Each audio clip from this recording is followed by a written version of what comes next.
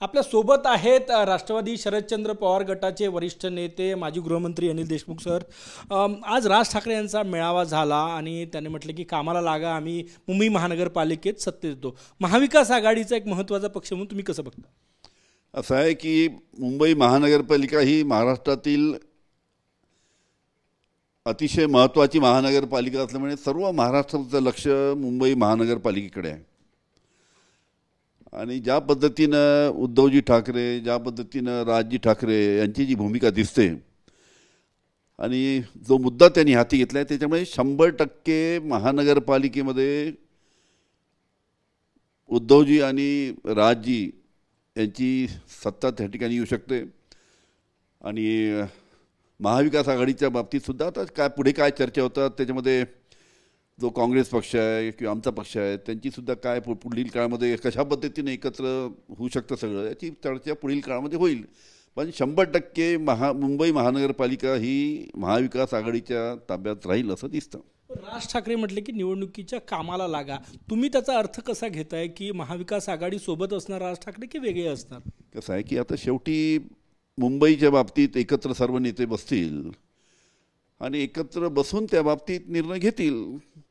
सगळ्यांना वाटलं की एकत्रपणे निवडणूक लढवायची तर एकत्र लढतील आणि त्याच्यामध्ये काही अडचण नसेल तर मग ते अलगसुद्धा लढू शकतात। पण सर्वांची भूमिका अशी राहील असं वाटतं की महाविकास आघाडीच्या माध्यमातून लढतील असं दिसतं। दोन भाऊ 20 वर्षानंतर एकत्र आलोय, याचा काय अर्थ काढायचा राजकीय अर्थ?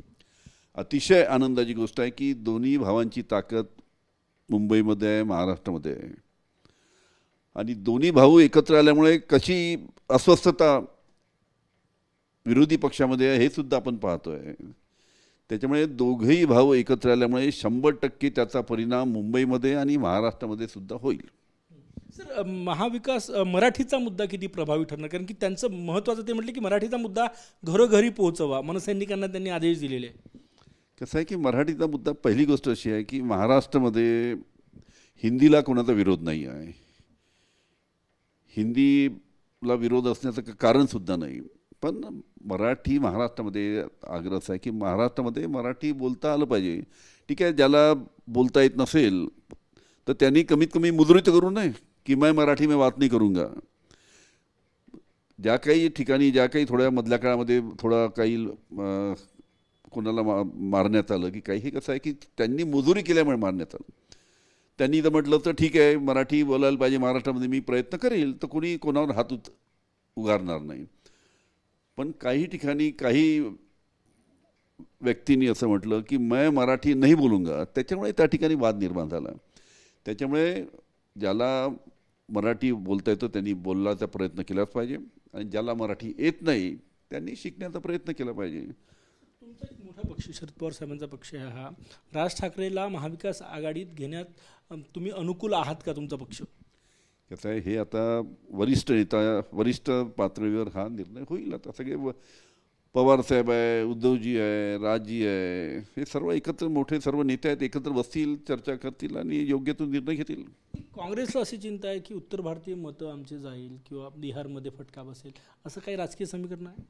आता काँग्रेसचा काय विचार आहे कसं आहे ते म्हणून म्हटलं की काँग्रेसचे नेते आहेत, आमचे नेते आहेत, पवारसाहेब, बाकी उद्धवजी आहेत, बाकी सर्व नेते एकत्र बसून कशा पद्धतीनं आपल्याला महानगरपालिकेला पुढे जायचं आहे याच्या बाबतीत सविस्तर चर्चा करून योग्य तो निर्णय घेतील। खूप खूप धन्यवाद। कॅमेरामॅन सचिन सायांसह गजानन माटे, TV9 मराठी, नागपूर।